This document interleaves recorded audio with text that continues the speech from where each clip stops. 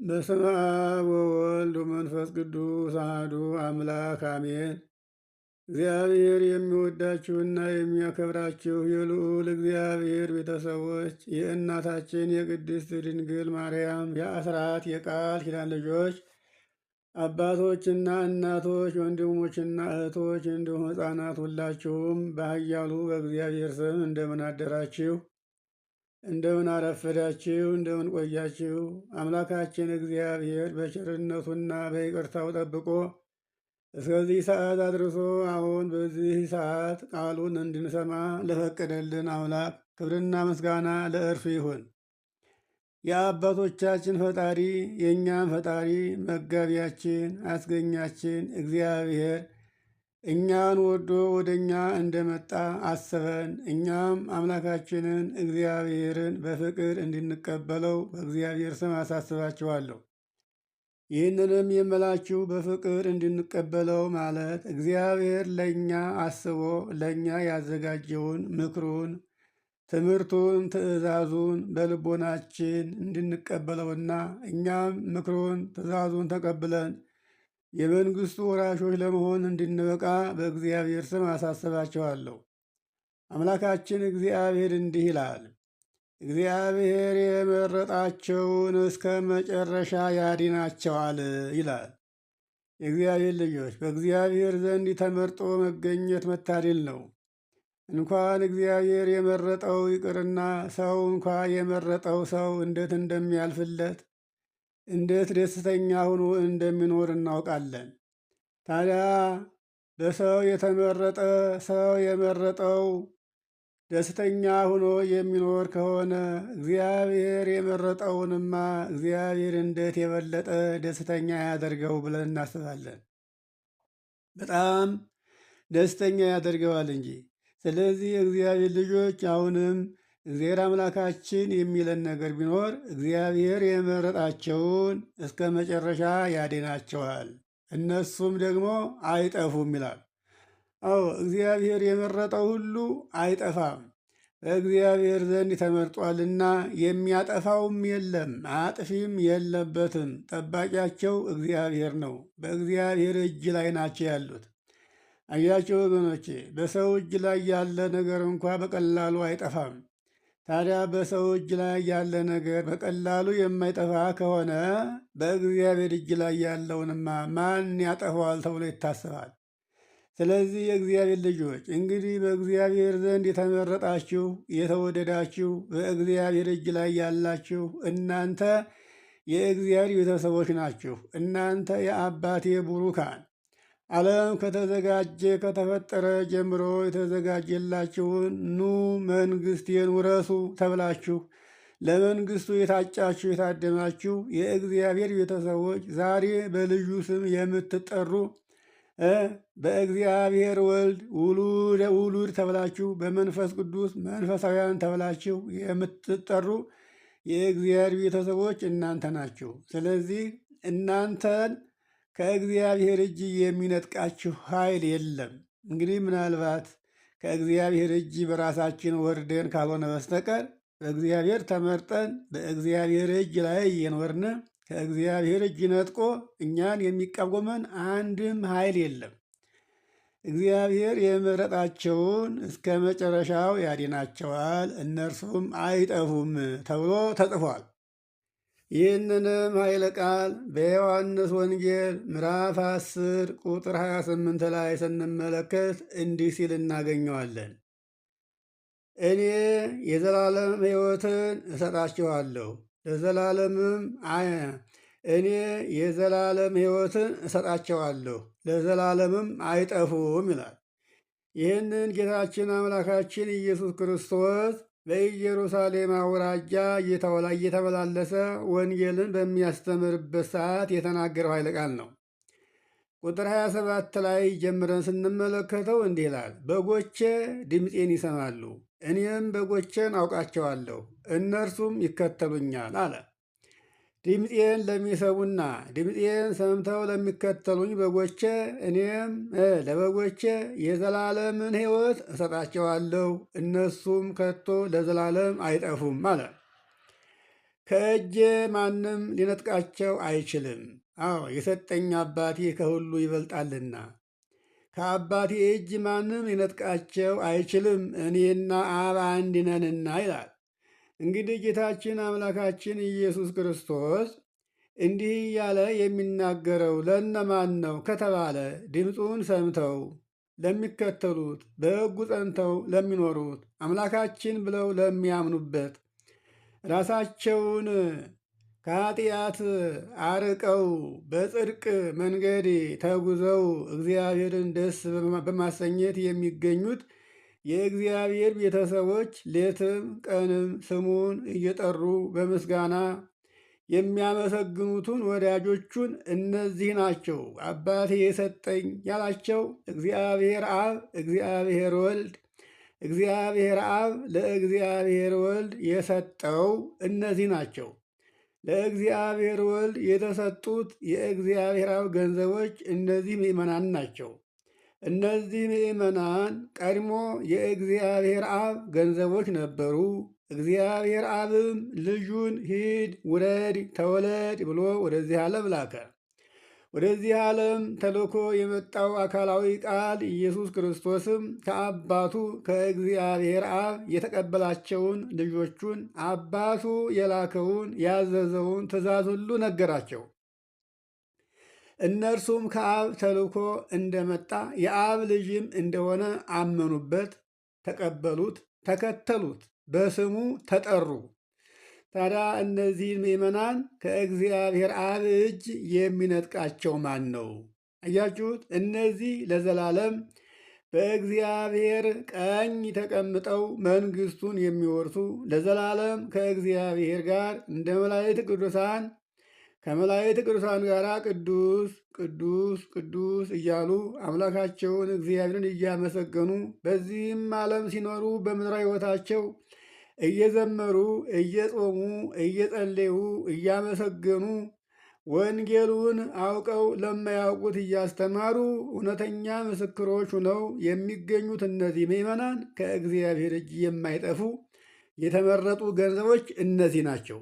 እንደገናም ሁለተኛ ማለት ነው በዮሐንስ ወንጌል ምዕራፍ 6 ቁጥር 38 እስከ 39 ያለውንም ኃይለ ቃል ስንመለከት እንዲህ ይላል። ፈቃዴን ለማድረግ አልመጣሁኝም እንጂ የላከኝን የአባቴን ፈቃድስ ለማድረግ ከሰማይ ወርጃለሁ አለ። አባቴም ከሰጠኝ ሁሉ አንድ እንኳ እንዳይጠፋ አንድ እንኳ እንደማላጠፋ በመጨረሻውም ቀን እንደማስነሳው የላከኝ የአባቴ ፈቃዱ ይሄ ነው ይላል። አዎ እንግዲህ ይሄ ማለት ምን ማለት ነው? የእግዚአብሔር ልጆች ፈቃዴን ለማድረግ የራሴን ፈቃድ ለማድረግ የመጣሁኝ አይደለሁኝም አለ። ግን የላከኝን የአባቴን ፈቃድ ለማድረግ ከሰማይ ወርጃለሁኝ አለ። አባቴም ከሰጠኝ ነገር ሁሉ አንድ እንኳ እንዳይጠፋ በመጨረሻውም ቀን እንደማስነሳው የላከኝ የአባቴ ፈቃዱ ይሄ ነው አለ። እንግዲህ ልጁን አይቶ በእርሱ የሚያምን ሁሉ የዘላለም ሕይወትን እንደሚያገኝ የአባቴ ፈቃዱ ይሄ ነው አለ።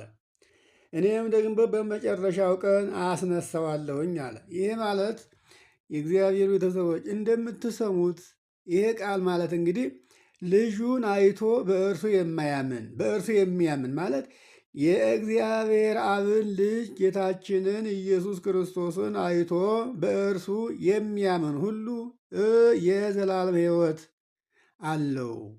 የዘላለምን ሕይወት እንዲያገኝ የአባቴ ፈቃድ ይሄ ነው። የአባቴ ፈቃድ በእኔ ያመነ በአባቴ ያመነ የአባቴን ቃል ስነግረው ይህን አምኖ በአባቴ ቃል ጸንቶ የኖረው ሁሉ በአባቴ ቃል ጸንቶ የኖረው ሁሉ የዘላለም ሕይወት ያገኛል። የአባቴ ፈቃድ ደግሞ ሁሉ ያመነበት ሁሉ የዘላለምን ሕይወት እንዲያገኝ ነው። ይህም ደግሞ ሲሆን እኔም በመጨረሻው ቀን በፍርድ ቀን አስነሳዋለሁ። ሥጋውን ከነፍሱ አዋሃጄ ዓለም ከተፈጠረ ጊዜ ጀምሮ የተዘጋጀለትን መንግሥተ ሰማያትን አወርሰዋለሁ እያለ ጌታችን አምላካችን ኢየሱስ ክርስቶስ ይሄንን ቃል ተናገረ። ታዲያ እግዚአብሔር ሰው ነው እንዴ? እግዚአብሔር እኮ እንደ ሰው አይደለም። የተናገረው ቃሉ አይታበልም። እግዚአብሔር የተናገረው ቃል እንዳይፈጸም የሚያደርገው ሰው ነው። አያችሁ፣ ሰው እግዚአብሔር ያዘጋጀለትን እግዚአብሔር የሰጠውን ነገር እግዚአብሔርን ደስ አሰኝቶ ለመቀበል ፈቃደኛ ካልሆነ የታሰበለት ሁሉ ይቀርበታል እንጂ እግዚአብሔርስ እንደ ሰው ሐሰተኛ አይደለም። ተናግሮ የማያስቀር ምሎ የማይከዳ አምላክ እንደሆነ በአባቶቻችን የተነገረለት አምላክ ነው። አሁንም በዮሐንስ ወንጌል ምዕራፍ 17 ቁጥር 6 እስከ 11 ያለውን ኃይለ ቃል ስንመለከት እንዲህ ይላል። የሰጠኸኝን ሁሉ ከአንተ የሰጠኸኝ ሁሉ ከአንተ እንደሆነ አሁን አውቀዋል አለ። አያችሁ፣ የላከኝ መልእክት ሁሉ የአንተ እንደሆነ የላከኝ አንተ መሆንህን አሁን አውቀዋል። አባት ሆይ ከዚህ ዓለም ለሰጠኝ ሰዎች ሁሉ ስምህን ገለጥሁላቸው። መጀመሪያ የአንተ ነበሩ፣ የአንተ የነበሩትንም ለእኔ ሰጠኸኝ። እኔም ደግሞ የነገርከኝን ቃልህን ነገርኳቸው፣ እነሱም ቃልህን ሰምተው ጠብቀውታል። የሰጠኸኝ ሁሉ ከአንተ እንደሆነ የነገርከኝ ሁሉ ከአንተ እንደሆነ አሁን የነገርከኝ ሁሉ ያዘዝከኝ ሁሉ የአንተ እንደሆነ አሁን አምነዋል አለ። ከአንተም ዘንድ ተልኬ እንደመጣሁ በእውነት አውቀዋል። አንተም እንደላከኝ አሁን አምነዋል። እኔም ስለ እነዚህ አባት ሆይ እለምንሃለሁ። ስለ ዓለም ግን አልለምንህም፣ ስለ ሰጠኸኝ ስለ እነዚህ እንጂ የአንተ ገንዘቦች ናቸውና አሁን የእኔም ሆኑ። የእኔ የሆነ ሁሉ የአንተ ነው፣ የአንተም የሆነ ሁሉ የእኔ ነው። እኔም ስለ እነርሱ ከብሬአለሁ። ከዚህም በኋላ በዓለም አይደለሁም፣ እነርሱ ግን በዚህ ዓለም ናቸው። እኔም ወደ አንተ እመጣለሁ። ቅዱስ አባት ሆይ እነዚህን የሰጠኸኝን እንደ እኛ አንድ እንዲሆኑ በስምህ ጠብቃቸው እያለ ይህን ቃል የተናገረው ማነው? ጌታችን አምላካችን ኢየሱስ ክርስቶስ ነው። እንዲህም ብሎ የሚናገርላቸው ቃሉን ሰምተው አምነው ቃሉን ጠብቀው ለሚኖሩ ከሕጉ ላልወጡ ከኃጢአት ለራቁ እግዚአብሔርን እያሰቡ ተስፋቸውን እያሰቡ ተስፋ መንግሥተ ሰማያትን ሰንቀው መንግሥተ ሰማያት ርስታቸው እንደሆነች አምነው ራሳቸውን ለክርስቶስ ሙሽራ አድርገው የሚኖሩ ምዕመናን እነዚህን ከእግዚአብሔር እጅ የሚነጥቃቸው ማንም የለም። ለዚህ ነው እግዚአብሔር የመረጣቸውን እስከ መጨረሻው ያድናቸዋል፣ እነርሱም አይጠፉም ብሎ ጌታችን አምላካችን ኢየሱስ ክርስቶስ የዮሐንስ ወንጌል ምዕራፍ 10 ቁጥር 28 ላይ እና ምዕራፍ 6 ቁጥር 37 እስከ 39 የተናገረው ስለ እነዚህ ነው። እንደገናም አሁንም ሐዋርያው ቅዱስ ጳውሎስ ስለ እነዚህ ሰዎች የተናገረው አንድ ኃይለ ቃል አለ። ይህንንም ሮሜ ምዕራፍ 8 ቁጥር 28 እስከ 39 ያለውን ኃይለ ቃል እንመለከታለን። ይህም ቃል እንዲህ ይላል። ሐዋርያው ቅዱስ ጳውሎስ ለሮሜ ሰዎች በጻፈው መልእክቱ ሮሜ ምዕራፍ 8 ቁጥር 28 ላይ ጀምረን ስንመለከተው እንዲህ ይላል። እግዚአብሔርንም ለሚወዱት እንደ ሐሳቡም ለተጠሩት ነገር ሁሉ ለበጎ እንደሚደረግ እናውቃለን አለ። አያችሁ፣ ማንኛውም ነገር ሁሉ ለበጎ እንደሚደረግ እናውቃለን። እግዚአብሔርን ለሚወዱ እንደ እግዚአብሔር ፈቃድም ለተጠሩት ሰዎች ምንም ነገር ቢደረግባቸው፣ ምንም ነገር ቢደርስባቸው፣ ምንም ቢፈተኑ የሚፈተኑት ፈተና የመጣባቸው መከራ ሁሉ ለበጎ እንደሆነ እናውቃለን አለ። ልጁ በብዙ ወንድሞች መካከል በኩር ይሆን ዘንድ አስቀድሞ እግዚአብሔር ያወቃቸው የልጁን መልክ እንደሚመስሉ አስቀድሞ እግዚአብሔር ወስኗልና። ተመልከቱት እንግዲህ፣ እያችሁት ይህን ቃል አስተውሉትማ።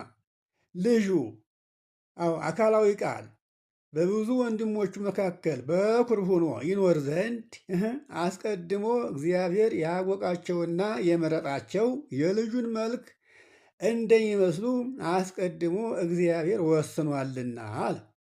ይህ ማለት ምን ማለት ነው? የእግዚአብሔር ልጅ አካላዊ ቃል ኢየሱስ ክርስቶስ ከድንግል ማርያም ከነፍሷ ነፍስ ከሥጋዋ ሥጋ ነስቶ የተወለደው ሰው ሆኖ በኢየሩሳሌም አውራጃ የተመላለሰው 33 ዓመት ከ3 ወር በዚህ ዓለም ላይ ሲኖር እንደ ሰው ቀስ በቀስ ያደገው በዮርዳኖስ የተጠመቀው የተራበው የተጠማው የታሰረው የተቸገረው የተቸነከረው በቀራንዮ የተሰቀለው ሙቶ የተነሳው ጌታ ነው ልጁ የተባለው። ታዲያ የልጁን መልክ እንደሚመስሉ አስቀድሞ እግዚአብሔር ወስኗል አለ። የልጁን መልክ የሚመስሉት በምንድን ነው ሲባል በቆዳ አይደለም። እያችሁ ቆዳ ማለት እንግዲህ ሰውነት ነው፣ ገጽ ነው፣ ውበት ነው። በቆዳ ወይም በሰውነት መልክ የልጁን መልክ ይመስላሉ አይደለም። ልጁን የሚመስሉት ልጁ እውነተኛ ነው፣ ታማኝ ነው፣ የአባቱን ፈቃድ ፈጻሚ ነው። ሊሞት እንደመጣ ሁሉ እስከ ሞት ድረስ አባቱ ያዘዘውን ቃል ሁሉ ንገር የተባለውን አንድም ሳያስቀር ከራሱም አንዲት ቃል ሳይጨምር አባቱ የላከውን ብቻ ለእግዚአብሔር ቤተሰቦች አስረዳ፣ አስተማረ። ያመኑበት ተቀበሉት። እሱም ስራውን ጨርሶ ወደ አባቱ ተመለሰ፣ አረገ። ካረገ በኋላ ግን ክርስቶስን ሆነው ሐዋርያት ሆነው ሰማዕታት ሆነው ጻድቃን ሆነው ነቢያትንም ሆነው ስለ እግዚአብሔር እየመሰከሩ እንደ ልጁ የተፈረደባቸው የታሰሩ፣ የተገረፉ፣ የተሰደዱ፣ በእሳት የተቃጠሉ፣ በድንጋይ የተወገሩ፣ በመጋዝ የተተረተሩ እነዚህ ማንን ይመስላሉ? የእግዚአብሔርን ልጅ አካላዊ ቃልን ኢየሱስ ክርስቶስን ይመስሉታል ማለት ነው። በግብር እንግዲህ የልጁን መልክ እንዳይመስሉ የተባለው መልኩ በዚህ ዓለም የሰራው ስራ ምግባሩ ነው። በምግባር በሃይማኖት በፍቅር በትህትና ሃይማኖትን በማወቅና እግዚአብሔርን በማሰብ ይህንን የሚያልፈውን ዓለም ሳይሆን የማታልፈውን ዓለም በማሰብ ማንን መስለውታል? የእግዚአብሔርን አብ ልጅ እግዚአብሔር ወልድን መስለውታል። ይህንንም እንደሚመስሉ እግዚአብሔር አስቀድሞ ወስኗቸዋል አለ። እነዚህን ወስኗቸዋል፣ አስቀድሞ መርጧቸዋል፣ አስቀድሞ ለይቷቸዋል። አስቀድሞ ስለወሰናቸው ስለመረጣቸው የልጁን መልክ ይመስላሉ። አስቀድሞ የወሰናቸው ናቸውና እንግዲህ እነዚህም እግዚአብሔር አስቀድሞ የመረጣቸውና የወሰናቸው እነዚህን ጠራቸው፣ ወደ ራሱ አቀረባቸው፣ ወደ መንግስቱ አቀረባቸው፣ እምነትን አሳደረባቸው፣ ጽናትን አሳደረባቸው። ይህንን ኃላፊውን ዓለም እንዲያውቁትና እንዲጠሉት አደረጋቸው። በዓይን የማትታየዋን በእጅ የማትዳሰሰውን ገና የወደፊት ተስፋ የሆነችውን ርስተ መንግሥተ ሰማያት እንዲያስቡ አደረጋቸው። እነዚህን የጠራቸውን እነዚህን አጸደቃቸው፣ እነዚህን ፈጽሞ አከበራቸው። እንግዲህ እግዚአብሔር የመረጣቸውን እስከ መጨረሻ ያድናቸዋል፣ እነርሱም አይጠፉም ብሎ ጌታችን አምላካችን በዮሐንስ ወንጌል ምዕራፍ 10 ቁጥር 28 ላይ አስቀድሞ እንደተናገረው እግዚአብሔር የመረጣቸውን የወሰናቸውን ከእግዚአብሔር እጅ ሊነጥቃቸው የሚችል አካል የለም። ለዚህም ነው ሐዋርያው ቅዱስ ጳውሎስ እዚሁ ቀጥሎ እንዲህ ይላል፣ ስለዚህ ነገር ምን እንላለን አለ። ቁጥር 31 ላይ ስለዚህ ነገር ምን እንላለን? እግዚአብሔር ከእኛ ጋር ከሆነ ምን ያስፈራናል? ምን ያስጨንቀናል? ማን ነውስ የሚቃወመን? ይላል። አያችሁት? ከእግዚአብሔር ጋር የሆነ ሰው ተቃዋሚ የለውም። ከእግዚአብሔር ጋር የሆነ ሰው የሚያስፈራው ነገር የለም። አያችሁት? ረሃብ ነው፣ ጦርነት ነው፣ ስደት ነው፣ ችግር ነው፣ ደዌ ነው፣ መናፍስት አጋንንት ናቸው። ከእግዚአብሔር ጋር የሆነውን ሰው እንኳንስ ምድራዊ ሰው ይቅርና ሰማያዊ አጋንንት እንኳን ፈጽመው ሊቃወሙት አይችሉም። ይውላችሁ ሰው ዛሬ ለመከራ የተጋለጠው በራሱ ነው። በእግዚአብሔር ላይ ጸንቶ አለመኖሩ እንኳን በሰማይ ለሚኖሩ መናፍስት አጋንንት አይደለም፣ በምድር ለሚኖሩ ለሰው ልጆች እንኳን ለክፉዎች ተጋልጠው ይገኛሉ። የእግዚአብሔር ልጆች በእግዚአብሔር ላይ መኖር ግን ያስከብሮ ይኖራል። አያችሁ፣ ክፉ ንፋስ አይነፍስም፣ በደዌ መመታት አይኖርም፣ ሐዘን ጭንቀት አይኖርም። ዛሬ ሐዘኑ፣ ጭንቀቱ፣ ስደቱ፣ ረሃቡ፣ ጥሙ፣ እርዛቱ ሁሉ የመጣብን ያስጨነቀን ከእግዚአብሔር እጅ ወተን ነው። አያችሁ፣ ከቤታችን ወተን ነው። ከቤት ሲወጡ ምን እንደሚያጋጥም ታውቃላችሁ? ቤቱን ዘግቶ የተቀመጠ ሰው ሁሉ ከምንም ከምን ይድናል። ለምሳሌ ነፋስ ቢነሳ ከነፋስ፣ ዝናብ ቢዘንብ፣ በረዶ ቢወርድ ከዶፉ ይወርዳል። አያችሁ፣ መቼም ቢሆን ቤቱን ዘግቶ የተቀመጠ ሰው ሁሉ ከምንም ይሰወራል። ቤቱን ከፍቶ የወጣ ሰው ግን ለሁሉ ነገር ይጋለጣል። ይወላል አሁን እኛ የተጋለጥነው ከእግዚአብሔር እፍኝ ከእግዚአብሔር እቅፍ ወጣን። ስለዚህ እግዚአብሔርም ለመከራ አጋለጠን። እግዚአብሔር ከፊቱ እንዳንርቅ ከቤቱ እንዳንወጣ መክሮን ነበር፣ አስጠንቅቆንም ነበር። እኛ ግን የተማርነውን የተነገርነውን ማስተዋል አቃተን። ይህን ዓለም ወደድነው። ስለወደድነውም ዓለሙን ስንፈልግ ተጋለጥን። መቼም ቅጠል ያየች ፍየል ቅጠሉን እበላ ስትል ቀበሮ እንደሚያገኛት ይሄ የታወቀ ነው። አዳምና ሔዋንም ቅጠል ሲመለከቱ ነው ቀበሮ ያገኛቸው። ያችን ዕፀ በለስ ባይመለከቱ ኖሮ ያችን ዕፀ በለስ ሲበሉ ባይገኙ ኖሮ ቀበሮው ዲያብሎስ፣ ቀበሮው ሞት ባላገኛቸው ነበረ። ስለዚህ የዚያ ልጆች ፍየል እንደምታውቁት እበላ ስትል ነው የምትበላው። እኛም ደግሞ እንበላ ስንል ነው እየተበላን ያለ ነው። እየበላንም ያለው ምንድን ነው? መከራ ነው። እያችሁ ልጆች። ስለዚህ መከራው እንዳይበላን ሞት እንዳያገኘን ከእግዚአብሔር እቅፍ ልንወጣ አይገባም። ይህንን ጌታችን አምላካችን ኢየሱስ ክርስቶስ ያስተማረንን ትምህርት ሁልጊዜ ገንዘብ እናድርገው፣ እናስተውለው። ለምን? በጆሮአችን እየሰማን ወደ ልባችን እንዲወርድ ማድረግ ሲገባን በጆሮአችን የሰማነው በጆሮአችን እየወጣ እኛ ባዶ ቀርተናል እኮ። አያችሁት? የእግዚአብሔር ሰውን ክርስቲያንን ክርስቲያን የሚያሰኘው ከክርስቶስ የተማረ ሰው ክርስቶስን መምሰል አለበት። አያችሁት? ክርስቶስ ሳያስተምራቸው ሰው አስተምረዋቸው ሰው የሆኑ ሰዎች አሉ። ለምሳሌ ነነዌን ብንመለከት ማን አስተመራት? ክርስቶስ እኮ አላስተማራትም። አንድ ባሪያ የክርስቶስ ባሪያ ዮናስ አስተማራት። ለዚያውም በአንድ ቀን ትምህርት አመነች። በአንድ ቀን ትምህርት በአንድ መምህር ያመነችውን ነነዌን ምን አላት? ጌታችን አምላካችን ኢየሱስ ክርስቶስ በማቴዎስ ወንጌል ምዕራፍ 12 ከቁጥር 38 ጀምረ ስንመለከት ይሄ ጠማማ ትውልድ ምልክት ይሻል፣ ለዚህ ጠማማ ትውልድ ምልክት አይሰጠውም ከዮናስ በስተቀር ከነነዌ በስተቀር። ይሄ ጠማማ ትውልድ ሰው ለመሆን ቢፈልግ መማር ያለበት ምልክቱ ዮናስና ነነዌ ናቸው። የነነዌ ሰዎች በዮናስ ትምህርት አምነው ንስሐ ገብተዋልና በፍርድ ጊዜ ከዚህ ጠማማ ትውልድ ጋር ተነስተው ይህን ጠማማ ትውልድ ይፈርዱበታል ብሎ ነነዌ በፍርድ ቀን ፈራጅ እንደሆነ የተናገሩ ክርስቶስ ነው። ታዲያ እኛ ከክርስቶስ ተምረን ለምን ይፈረድብናል? የእግዚአብሔር ልጆች ይህንን እንድናስብ ጊዜውና ሰዓቱ አሁን ላይ ነው። አሁንም ሐዋርያው ቅዱስ ጳውሎስ እግዚአብሔር ከእኛ ጋር ከሆነ ማን ይቃወመናል ብሎ ከተናገረ በኋላ ለአንድ ልጁ ርኅራኄ ያላደረገ ነገር ግን ስለ እኛ ስለ ሁላችን አንድ ልጁን አሳልፎ ለሞት የሰጠ ከእርሱ ጋር ሁሉን ነገር እንዲያው እንዴት አይሰጠንም አለ።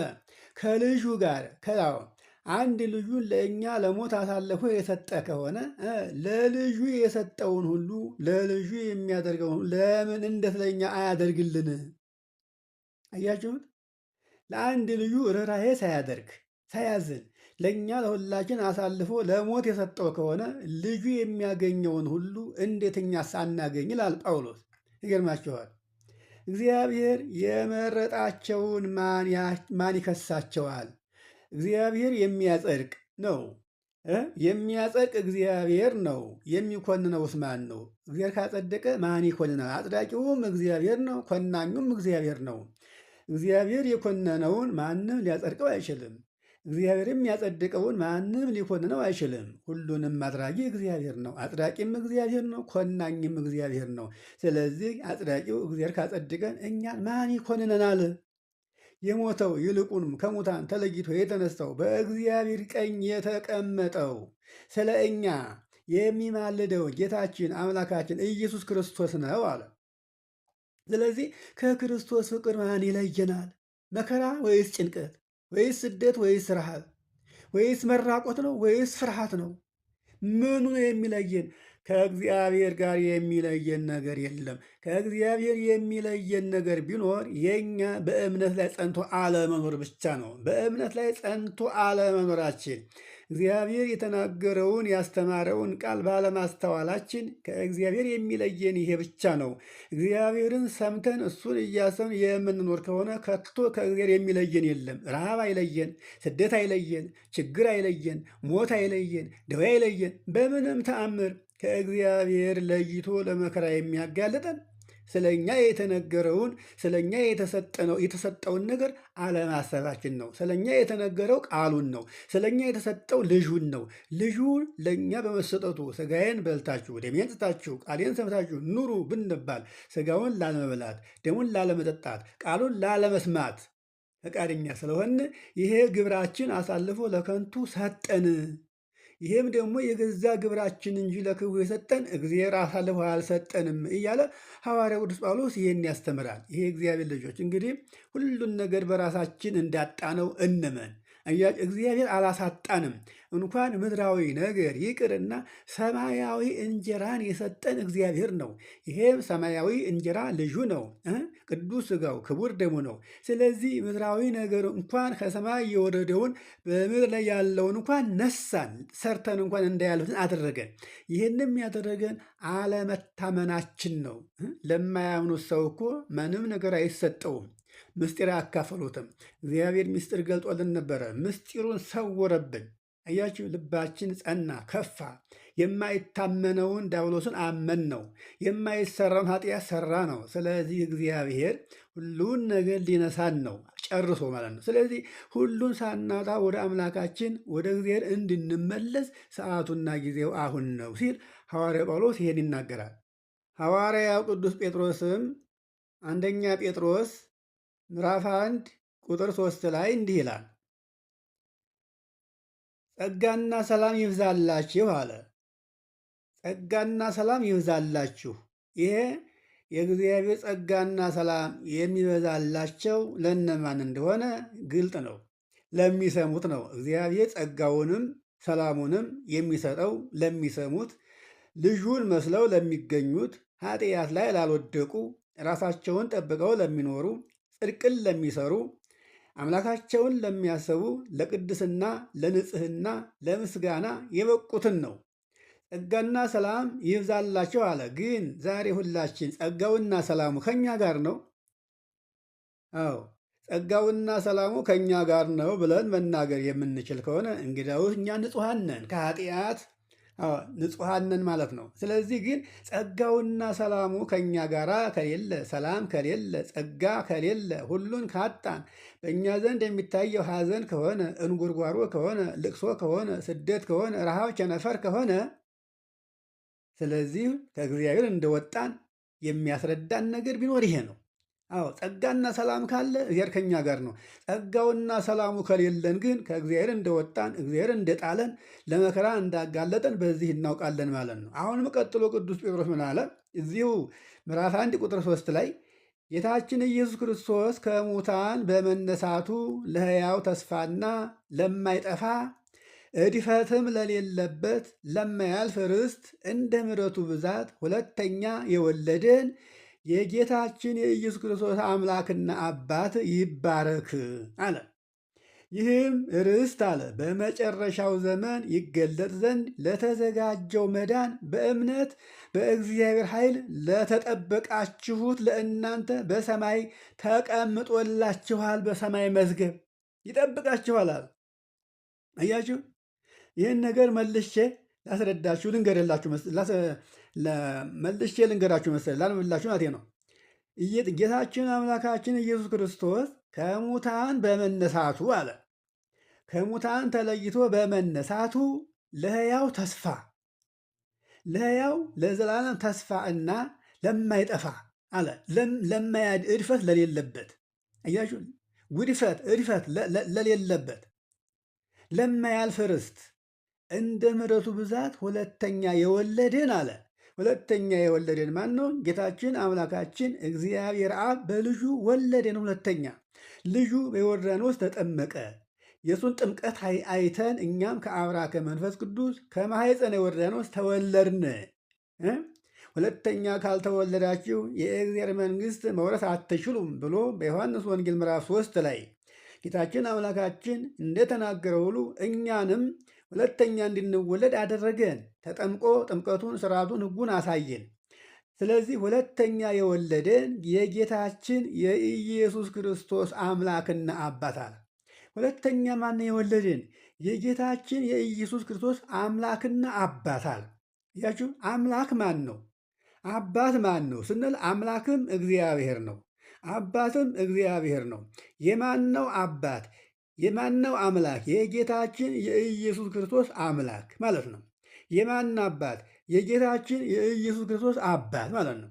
እንግዲህ በሰውነቱ አምላክ፣ በባህሪው አባት። አያችሁ፣ በባህሪው አባቱ ነው፣ በሰውነቱ አምላኩ ነው ማለት ነው። እንግዲህ አስቡትም የእኛን ባህሪ በማድረጉ ነፍስና ስጋን ከእኛ ፈጥሮ ሰው በመሆኑ በሰውነቱ አምላኩ ተባለ። በባህሪው ደግሞ አባቱ ብሎ ቅዱስ ጴጥሮስ ተናገረው። ስለዚህ የጌታችን የኢየሱስ ክርስቶስ አምላክና አባት የሆነው አባታችን እግዚአብሔር ይባረክ አለ። ይህም ርስት በመጨረሻው ዘመን ይገለጥልን ዘንድ ለተዘጋጀው መዳን ለተዘጋጀው እምነት በኋላ ለምናገኘው ሕይወት የዘላለም ሕይወት በእምነት በእግዚአብሔር ኃይል ለተጠበቃችሁ ለእናንተ በሰማይ ተቀምጦላችኋል። እያችሁ ዛሬ እኛ በዓይናችን የማናየው በእጃችን የማንዳስሰው በኋላ ዘመን የምናገኘው ያ ተስፋ ነው። ይሄ ተስፋ በማነው እጅ ያለው? በእግዚአብሔር አብ እጅ ነው ያለው። ይህንንም ጌታችን አምላካችን ኢየሱስ ክርስቶስ የእኛን ባህሪ አድርጎ ሰው ሆኖ ስለኛ መከራ ስለተቀበለና ስለሞተና ስለተነሳ በለበሰው ስጋ አብ ምን ሆነ? አምላኩ ሆነ። ይሄ በስጋው ነው። ስጋ በመልበሱ አምላኩ ሆነ፣ በባህሪው ደግሞ አባቱ ነው ብሎ ቅዱስ ጴጥሮስ ተናግሮታል። ስለዚህ ይህንን ቃል አመስጥረው ባለመመልከት ብዙ ሰዎች እየተወናበዱ የሚያወናብዱን ከፈቃዱ ወጥተው ከፈቃዱ እንድንወጣ የሚያደርጉ ብዙዎች ናቸው። ስለዚህ ክርስቲያኖች ጆሮአችሁን መስጠት ያለባችሁ ለእግዚአብሔር ነው። እውነተኛውን ቃል መስማት ያለባችሁ ከቤተ ክርስቲያን ነው። እውነተኛውን ቃል ከቤተ ክርስቲያን መስማት ስንችል፣ ጆሮአችንንም ለእግዚአብሔር መስጠት ስንችል እኛን ከእግዚአብሔር ቤት ሊያወጣን የሚችል አንድም ነገር የለም። ስለዚህ ነው እግዚአብሔር የመረጣቸውን እስከ መጨረሻው ያድናቸዋል እነርሱም አይጠፉም ብሎ ጌታችን አምላካችን ኢየሱስ ክርስቶስ እንደሰማችሁት መጀመሪያ ላይ የዮሐንስ ወንጌል ምዕራፍ 10 ቁጥር 28 ምዕራፍ 6 ቁጥር 37 ላይ ይህን ሰምታችኋል። በተረፈ ያለውን ነገር እናንተ እንድታነቡት በእግዚአብሔር ስም አሳስባችኋለሁ። ለዛሬው አምላካችን ጌታችን ኢየሱስ ክርስቶስ የመከረን ያስተማረን አምላክ ክብርና ምስጋና ይግባው። እንግዲህ ቅዱስ ሥጋውን ክቡር ደሙን ተቀብለን የመንግስቱ ወራሾች ለመሆን እንድንበቃ በመጀመሪያ እኛ ከእግዚአብሔር ፈቃድ አንውጣ፣ ለሕጉ ተገዥ እንሁን፣ ፈቃዱን እንፈጽም።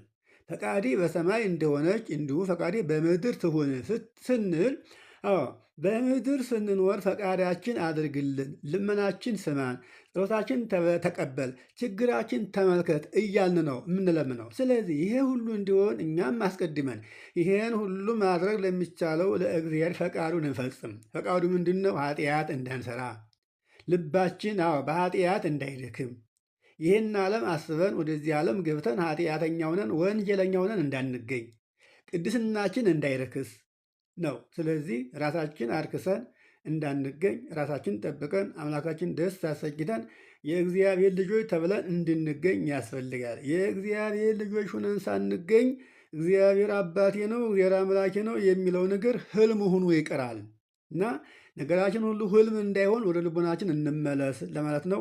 የመከረን ያስተማረን አምላካችን እግዚአብሔር ክብርና ምስጋና ለእርሱ ይሁን። ይቆየን። ወስብሐት ለእግዚአብሔር። የትምህርታችን መነሻ አድርገን የተመለከትነው የዮሐንስ ወንጌል ምዕራፍ 10 ቁጥር 28 ላይ ያለውን በደንብ እናንተም ተመልከቱት። ይቆየን።